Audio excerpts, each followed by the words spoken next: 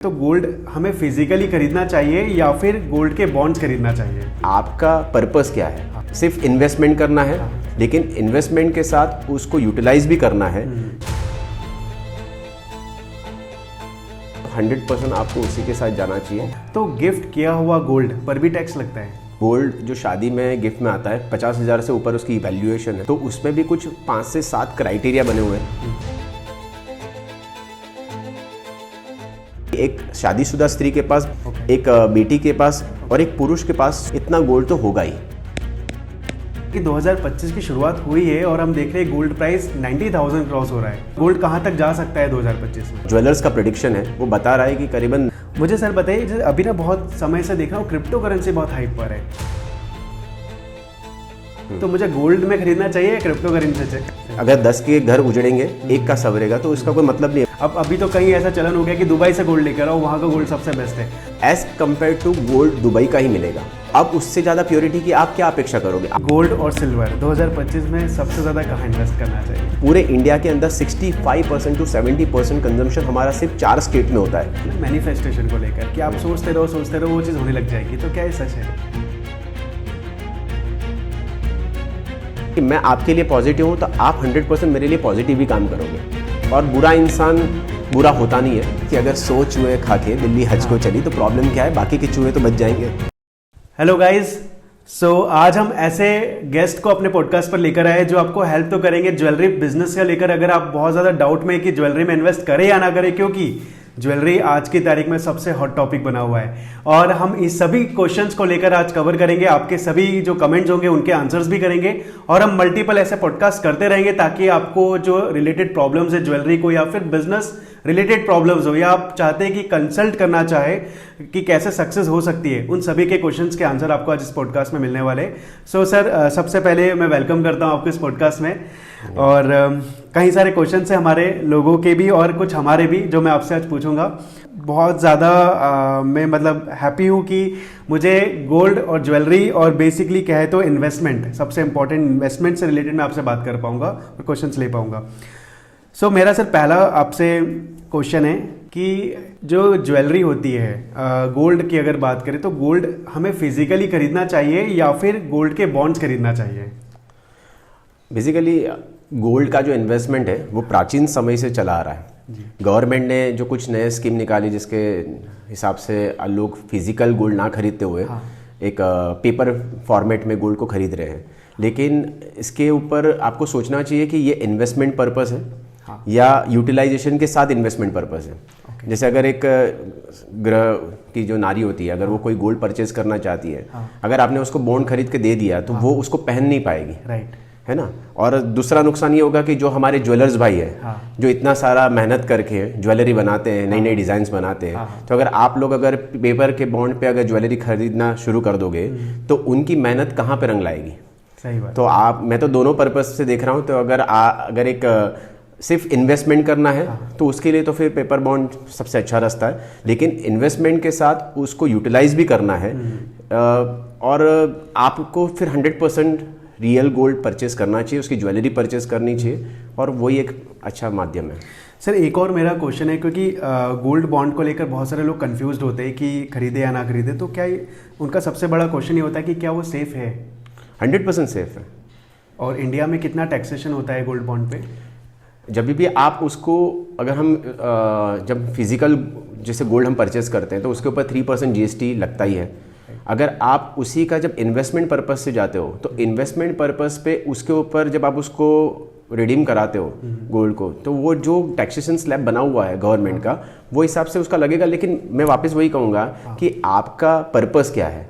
आप investment purpose से चाह रहे हो तो 100% आप पेपर बॉन्ड खरीदो, लेकिन अगर आप इन्वेस्टमेंट के साथ उसको यूटिलाइज कराना चाह रहे हो तो 100% आपको उसी के साथ जाना चाहिए, ज्वेलरी परचेस करनी चाहिए। ओके सर, एक सबसे बड़ा मेरा एक क्वेश्चन है, क्योंकि शादी में सबसे ज़्यादा यूज़ गोल्ड का होता है और गिफ्ट भी बहुत दिया जाता है, तो गिफ्ट किया हुआ गोल्ड पर भी टैक्स लगता है? सेक्शन 56 के हिसाब से अगर हम देखा जाए तो गोल्ड जो शादी में गिफ्ट में आता है 50,000 से ऊपर उसकी वैल्यूएशन है, तो उसमें भी कुछ 5 से 7 क्राइटेरिया बने हुए हैं। वो क्राइटेरिया को मैनेज करते हुए आपको टैक्सेशन के क्राइटेरिया में आप भी आ जाते हो।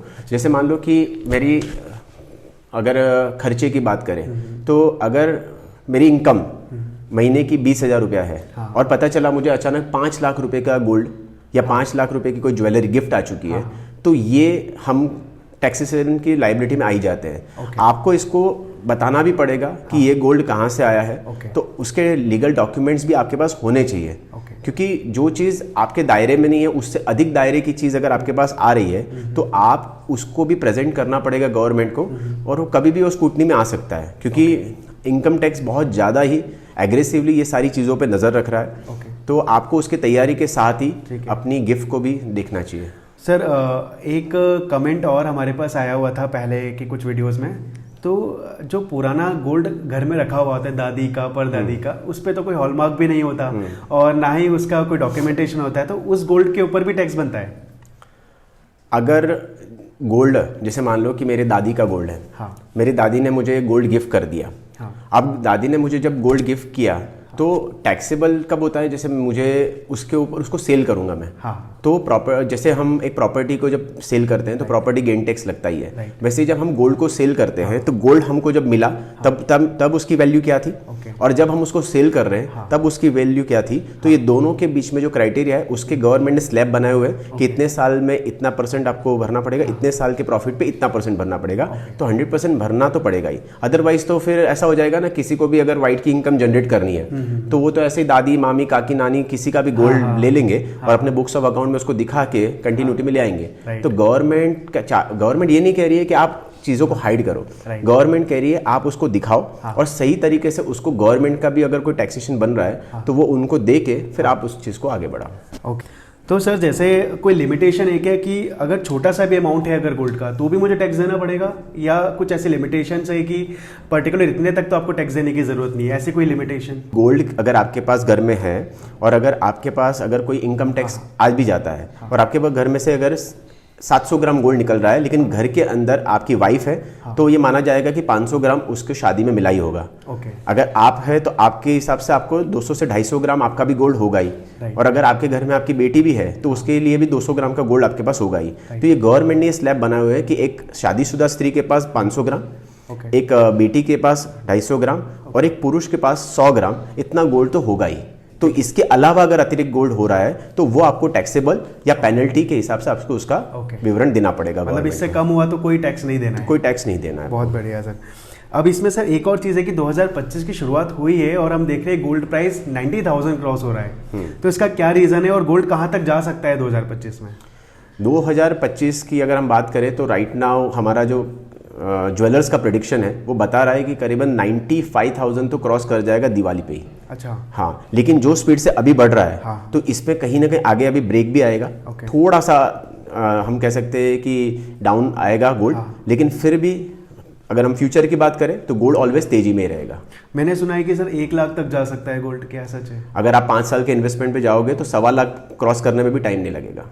अच्छा, मुझे सर बताइए, जैसे अभी ना बहुत समय से देख रहा हूँ क्रिप्टो करेंसी बहुत हाइप पर है, तो मुझे गोल्ड में खरीदना चाहिए या क्रिप्टो करेंसी चाहिए? वो जिसके ऊपर आपका कंट्रोल नहीं है ना, उस चीज़ में मैं इन्वेस्ट करने से हमेशा लोगों को मना करता हूँ। क्रिप्टो करेंसी में आपको पता है कि उसका ऑनर कौन है? आपको नहीं पता। आपको कंपनी पता है? नहीं पता है। आपको उसका क्राइटेरिया ही नहीं पता है, तो ऐसी चीज़ों में आप इन्वेस्टमेंट क्यों करो? फिर तो ये सट्टा हो गया। जब सट्टा हो रहा है तो सट्टे में खेलने के लिए क्यों लोगों को, मतलब मैं तो सट्टा = बर्बादी यही समझता हूँ। अगर 10 के घर उजड़ेंगे, एक का सवरेगा, तो उसका कोई मतलब नहीं है, बाकी 10 के तो पूरे घर उजड़ चुके हैं। तो ऐसी चीज़ों में क्यों इन्वेस्ट करना है जहाँ पे पूरा सट्टा ही खेला जा रहा है? सही बात है, सही है। सो मैंने सुना है सर कि जैसे क्रिप्टो करेंसी में बिटकॉइन जो है अभी 1 करोड़ रुपए होने वाला है एक बिटकॉइन का प्राइस, और गोल्ड जो है जिस स्पीड से बढ़ा है सिर्फ 10 से 15% के ऑन एवरेज ग्रोथ दिया है। तो जैसे आपने बताया क्रिप्टो करेंसी एक सट्टा है, एक रिस्क हो सकता है, लेकिन फिर भी देखा जाए तो रिटर्न्स तो काफ़ी दिए, और देखा जाए तो कंट्रीज काफ़ी सारा इन्वेस्ट कर रही है क्रिप्टो के अंदर, यूएसए ने भी किया। तो आपका क्या कहना है कि बिजनेस वाइज? मेरा फिर से वही कहना है कि जिस कंपनी को मैंने देखा नहीं है, जिस कंपनी के ऑनर को मैं जानता नहीं हूँ, मुझे उसके बायोडाटा भी नहीं पता है, बस खाली मार्केट रेशियो के हिसाब से वो प्लस माइनस, जैसे हम अगर रिलायंस में अगर इन्वेस्टमेंट करते हैं तो हमको पता है कि रिलायंस का ऑनर कौन है, कंपनी कहाँ एस्टैब्लिश है, क्या उसका फ्यूचर प्लान है, क्या फ्यूचर गोल है। तो सारी चीज़ों पे हम एनालाइज करके उसके अंदर इन्वेस्टमेंट करते हैं, जिसको हम लोग कहते हैं एक A+ की स्क्रिप्ट, जिसमें कभी भी आदमी का पैसा डूबता नहीं है। तो मैं इसीलिए वापस कहूँगा कि मैं क्रिप्टो में कभी भी विश्वास नहीं कर रहा हूँ, भले वो कितना भी बढ़ जाए, क्योंकि वो कभी भी अगर डाउन हो गया तो उसके पीछे का कोई लॉजिक नहीं दिखेगा आपको। सही बात है। ओके सबसे बड़ा क्वेश्चन सर ये होता है, जैसे एमपी में तो ऐसा है कि लाइक गोल्ड खरीदना है तो रतलाम जाओ, या महाराष्ट्र में अगर कोई सोचता है कि गोल्ड खरीदना है तो पर्टिकुलर ऐसी प्लेस होती है जो बहुत फेमस होती है प्योर गोल्ड के नाम के लिए। अब अभी तो कहीं ऐसा चलन हो गया कि दुबई से गोल्ड लेकर आओ, वहाँ का गोल्ड सबसे बेस्ट है। तो ऐसा सच में होता है कि सर कि जगह जगह के हिसाब से गोल्ड की क्वालिटी चेंज होती है? ये होता था मैं था इसलिए कह रहा हूँ कि जब से गवर्नमेंट ने हॉलमार्क पे HUID प्रोसेस इम्प्लीमेंट करवा दिया है, तब से अब आप गोल्ड पूरे भारत में से कहीं से भी खरीदो as compare to gold Dubai का ही मिलेगा। बिकॉज दुबई जाना जाता था अपनी प्योरिटी को लेके, और अगर गवर्नमेंट किसी गोल्ड के ऊपर सर्टिफिकेट दे देती है कि ये गोल्ड 22 कैरेट का है या ये गोल्ड 24 कैरेट का है, तो अब उससे ज़्यादा प्योरिटी की आप क्या अपेक्षा करोगे? आप खरीदना भी तो वही चाह रहे हो ना प्योरिटी के हिसाब से। दुबई में गोल्ड मिलता था प्योरिटी कि भाई जो प्योरिटी बोला है वही निकलेगा। अब गवर्नमेंट ने जब HUID और हॉलमार्क कर दिया है, तो वही प्योरिटी का गोल्ड अगर आपको यहाँ पे मिल जा रहा है, तो आपको दुबई तक खर्चा करके जाने की क्या जरूरत है? राइट। मतलब मुझे एमपी में अगर गोल्ड लेना है तो मैं इंदौर से भी ले सकता हूँ? आप कहीं से भी खरीदो, आप HUID सिंबल जो है गवर्नमेंट का यूनिक आइडेंटिफिकेशन नंबर एम्बोस किया हुआ ही गोल्ड परचेस करो, और वो जो नंबर है उसको आप वेबसाइट पे जाके उसको डालिए तो आपको दिख जाएगा कि इस गोल्ड की प्योरिटी क्या है, क्योंकि ईच एंड एवरी प्रोडक्ट के ऊपर इंडिविजुअल आइडेंटिफिकेशन नंबर लिखा हुआ है। मैंने सर सुना है कि जो सराफा मार्केट्स होते हैं, जहाँ ज्वेलरी मार्केट्स होते हैं, वहाँ के नाली को भी छान के सोना निकाल दिया जाता है। हाँ, ये सच है? ये बात तो सही है। और अगर आप ये भी ध्यान रखिए कि अगर वहाँ पे कोई और नाली साफ करने वाला पहुँच गया तो उनके बीच में लड़ाई भी हो सकती है। क्या बात? क्योंकि वहाँ पे जो गोल्ड प्रोसेस किया जाता है या गोल्ड बनाया जाता है, रिफाइन किया जाता है, तो कहीं ना कहीं गोल्ड वहाँ पे गिरता ही है। और वो जो गिर के जब वो नाली में जाता है तो नाली की सफाई भी इतनी व्यवस्था के साथ की जाती है कि वहाँ से भी पूरे साल भर में अगर एक नाली साफ करने वाले को 2 लाख, 5 लाख, 10 लाख, 15 लाख एक्स अमाउंट तक का भी गोल्ड रिकवरी कर लेते हैं वो। तो इसलिए सफाई का पैसा तो मिल ही रहा है, लेकिन साथ में जो एक बोनस होता है, जो दिवाली बोनस हम कह सकते हैं, वैसे उनके उसमें भी एक बोनस पीरियड आता है जहाँ पे उनको सारा गोल्ड का एक जगह पे सेव करते हैं और उसको छान के जब उसको रिफाइन करते हैं तो उसमें से भी एक गोल्ड उनको मिल जाता है जिसकी वैल्यू एक्स अमाउंट हो सकती है। क्या बात है, ये मैंने नई चीज़ सुनी है सर। वैसे अब एक और चीज़ है सर कि क्या हॉलमार्क को भी डुप्लीकेट किया जा सकता है? क्योंकि नोट को भी डुप्लीकेट कर चुके हैं लोग, तो हॉलमार्क कितनी बड़ी चीज़ है ऐसी? नहीं, अगर हाँ आप जो कह रहे हो सही हो कि हॉलमार्क का भी डुप्लीकेट हो सकता है, क्योंकि जहाँ असली होता है वहाँ नकली आ ही जाता है। तो लेकिन आप इसीलिए देखिए कि आप कौन से ज्वेलर से प्रोडक्ट खरीद रहे हो, या आपके अपने पुराने ज्वेलर से खरीद रहे हो जो इतने साल से आपके विश्वास पात्र है, आपकी पीढ़ी दर पीढ़ी वहाँ से खरीदती आ रही है, और या तो फिर कोई अच्छी ब्रांड के साथ आप जुड़ के वहाँ से प्रोडक्ट खरीद रहे हो। तो कहाँ से प्रोडक्ट खरीदा जा रहा है वो बहुत मैटर करता है। और उसके बाद भी वो आइडेंटिफिकेशन नंबर जो है उसको आप वापस वेबसाइट पर जाके चेक करिए, तो वेरीफाई करने पर आपको पता चल जाएगा कि इसकी प्योरिटी क्या है। सर मैंने देखा है कि सनातन धर्म में कहे या शादियों में देखे, हमारे इंडिया में देखे तो लोग चांदी की बिछिया को ही गिफ्ट करते हैं और चांदी की बिछिया पहनी जाए कंपलसरी करते हैं। इसका क्या रीज़न होता है?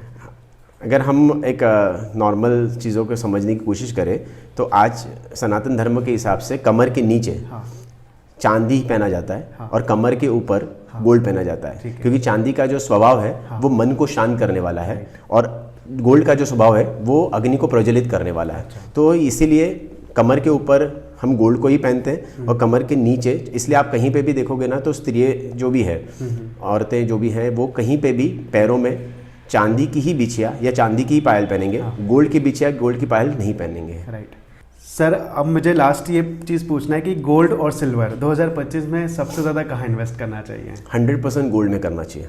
अच्छा, ऐसा क्यों? आप देखिए ना, अभी भी अगर एक सिंपल लॉजिकल बात बताऊं तो 2000 की समय में 2000 के टाइम पे अगर किसी ने 10,000 रुपये इन्वेस्ट किया होगा गोल्ड में और 10,000 रुपये इन्वेस्ट किया होगा चांदी में, तो अगर आज उसका कैलकुलेशन हम करने बैठ रहे हैं तो 2024 में गोल्ड का कैलकुलेशन पहुंचा 1,65,000 में। मतलब जिन्होंने 2000 के साल में 10,000 इन्वेस्ट किया होगा वो गोल्ड पहुंच गया आज 1,65,000 में। वहीं पे चांदी ट्रेंड कर रही है 80,000 पे, 10,000 का इन्वेस्टमेंट। तो अगर इन्वेस्टमेंट की दृष्टि से भी देखा जाए तो फ्यूचर इन्वेस्टमेंट के पर्पज से भी देखा जाए तो 100% गोल्ड आगे चलेगा हमेशा। ओके सर, मैंने सुना है काफ़ी कि चांदी का जो कमर्शियल यूसेज है काफ़ी बढ़ गया है जब से कंप्यूटर और ये IT इलेक्ट्रॉनिक्स आए हैं तब से। तो क्या ऐसा हो सकता है कि चांदी भी बहुत ज़्यादा अभी हाइप करे? नहीं, चांदी भले कितनी भी हाइप कर ले, कितना भी कमर्शियल यूज़ हो जाए, कमर्शियल यूज हो रहा है, लेकिन कमर्शियल यूज को यूज कौन कर रहा है? लास्ट में तो ह्यूमन।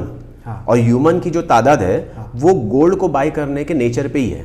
ओके। आज भी अगर आप देखोगे ना तो साउथ में हमारे यहाँ पे, हम जब साउथ में ट्रेंड करते हैं हमारी बिजनेस को लेके, तो साउथ में तो गोल्ड को भगवान माना जाता है। मतलब अगर वो लोग 10,000 रुपये का भी अगर सैलरी उनकी है, तो अगर उसका खर्चा 7,000 रुपया भी पहुंच गया है, 2,000 रुपया 3,000 भी बचा है, तो 2-3 हज़ार का भी भले 100 मिलीग्राम 200 मिलीग्राम 500 मिलीग्राम जो उसके अमाउंट ऑफ के हिसाब से आएगा, वो उतना बाई कर करके रखेंगे ही। अच्छा। इसलिए आप देखो कि गोल्ड का जो हाईएस्ट कंजम्पशन, अगर हम इंडिया की कंपैरिजन करें तो पूरे इंडिया के अंदर 65% टू 70% कंजम्पशन हमारा सिर्फ 4 स्टेट में होता है। मतलब 26 स्टेट के कंपेयर में सिर्फ 4 स्टेट ऐसे हैं जो 65 से 70% कंजम्पशन करती है। ओके। तमिलनाडु, कर्नाटक, उसके बाद आंध्र प्रदेश और केरला, ये 4 स्टेट हाईएस्ट कंजम्पशन करती है। ये बहुत बढ़िया बात बताई सर। हाँ, मतलब अगर हम तो मजाक में भी कहते हैं कि अगर किसी को शादी भी करनी है तो साउथ इंडियन लड़के से शादी कर ले। अच्छा। तो 2-4 किलो सोना तो आ ही जाएगा। इसको दहेज के हिसाब से नहीं कह रहे हैं, लेकिन ये गिफ्ट में ही आ जाएगा। बस ये बात है कि वो जब आने के बाद उसको गवर्नमेंट को कैसे दिखाएंगे, उसकी व्यवस्था भी आप लोग कर ले साथ में। अच्छा, सही है सर। सर, ये मेरा लास्ट क्वेश्चन है रिलेटेड टू बिजनेस, क्योंकि अभी तो हम काफ़ी ज्वेलरी से रिलेटेड बात कर चुके हैं, लेकिन हम छोटा सा क्वेश्चन पूछेंगे एंटरप्रेन्योरशिप को लेकर, क्योंकि आपके कई सारे बिजनेसेस है, आप इन्वेस्टमेंट्स भी करते हैं और कहीं ना कहीं आपने सब जगह प्रॉफिट कमाया है। तो मुझे एक ऐसी कोई टिप बताइए हमारी ऑडियंस के लिए जो उनको अपने बिजनेस और अपने करियर में उनको सक्सेस ला कर दे। बिजनेस और करियर में सक्सेस लाने के लिए इन्वेस्टमेंट टिप चाहिए आपको, तो मुझे ऐसा नहीं लगता है कि इन्वेस्टमेंट टिप होती है। हाँ। क्योंकि टिप तो तब दी जाती है जब आदमी जैसे खाना खा लेता है ना, हाँ। उसके बाद एक टिप किसी को दी जाती है ना, हाँ। तो उसकी इतनी कोई वैल्यू नहीं होती है। राइट। तो मेरे हिसाब से तो करेज जो होता है ना, वो सबसे बड़ी चीज़ है। अगर आदमी को बिजनेस में भी अगर उतरना है तो उसके पास करेज के अलावा और कोई चीज़ काम नहीं करती है, क्योंकि आइडियाज सबके पास होते हैं। इम्प्लीमेंटेशन के लिए करेज चाहिए होता है। अगर करेज नहीं है तो आप कोई भी प्रकार की लाइफ में इम्प्लीमेंटेशन नहीं कर पाओगे, और जब इम्प्लीमेंटेशन हुआ ही नहीं तो सक्सेस स्टोरी तो क्रिएट ही नहीं होगी ना। सही है। तो लाइफ में करेज सबसे बहुत ज़्यादा जरूरी है। मैं अभी सर बहुत ज़्यादा देख रहा हूँ रील्स में ना मैनिफेस्टेशन को लेकर कि आप सोचते रहो वो चीज़ होने लग जाएगी, तो क्या ये सच है? क्यों नहीं है? क्योंकि जब आप जो चीज़ सोचते हो वही आपके आसपास क्रिएट होती है। मतलब हमारे उसमें तो ये कहा गया है शास्त्रों में कि जब आप कोई चीज़ के लिए सोचना शुरू करते हो तो ब्रह्मांड उसको मिलाने के लिए आपके पास भेजती है वो। अब आप देखो कि अगर आप, जैसे मैं सोचता हूँ कि आप अच्छे इंसान हो, तो कितना भी दुनिया आपके लिए, क्योंकि हर व्यक्ति आपसे खुश नहीं हो सकता है, लेकिन आपसे मैं खुश हूँ। सही है। आपकी व्यवस्था से, आपकी अवस्था से, आपके स्वभाव से मैं खुश हूँ। तो उसका मतलब ये हुआ कि मैं आपके लिए पॉजिटिव हूँ, तो आप 100% मेरे लिए पॉजिटिव ही काम करोगे। ये बहुत क्लियर है। तो आपका सोचना बहुत मैटर करता है लाइफ के अंदर, कि आप कैसा सोच रहे हो। और बुरा इंसान बुरा होता नहीं है, सही है। वो उसकी परिस्थितियों के कारण बुरा होता है। जब जिस दिन उसकी परिस्थिति चेंज हो गई, उसकी मनस्थिति भी चेंज हो जाएगी, और जब मनस्थिति चेंज हो गई तो उसका प्रभाव भी चेंज हो जाएगा। ठीक है। हाँ, तो सर जैसे देखा है कुंभ में लोग बहुत सारे दुनिया के पाप करते हैं, उसके बाद कुंभ में जाके नहाते हैं और उनको लगता है कि हमने सारा पुण्य यहाँ पे कमा लिया। ठीक है कि अगर 100 चूहे खा के बिल्ली हज को चली तो प्रॉब्लम क्या है, बाकी के चूहे तो बच जाएंगे। राइट।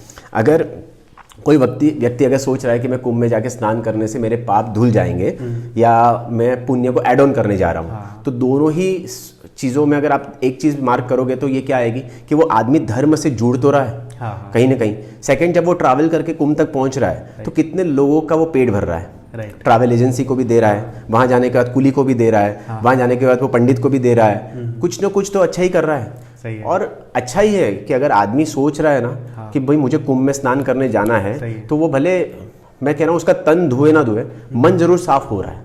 कहीं ना कहीं उसके अंदर एक भगवान भी एक है ना, चीज़ों को प्रेरित करता है। क्योंकि वो कुंभ में स्नान करने नहीं जा रहा है, भगवान उसको बुला रहे तब वो जा पा रहा है। मतलब भाव सही हुए तो सब सही हुआ। हाँ, आपका इरादा कैसा है ना, उसके ऊपर बहुत, जैसे ये कहते हैं ना कि डीलिंग अगर अच्छी नहीं करनी है, फीलिंग अच्छी करनी है, कंटेंट सही नहीं होना चाहिए, इंटेंट सही होना चाहिए। तो ये चीज़ों के हिसाब से हमको सारी चीज़ों को मैनेज करना चाहिए। एक और चीज़ सर, क्योंकि अभी काफ़ी सारे मैं ऐसे वीडियोस देख रहा हूँ जिसमें लोग ट्रेनों को तोड़ फोड़ कर रहे हैं, खिड़कियाँ फोड़ रहे हैं, उसके बाद कुंभ में नहाना जा रहे हैं। हाँ, तो क्या वो भाव सही है?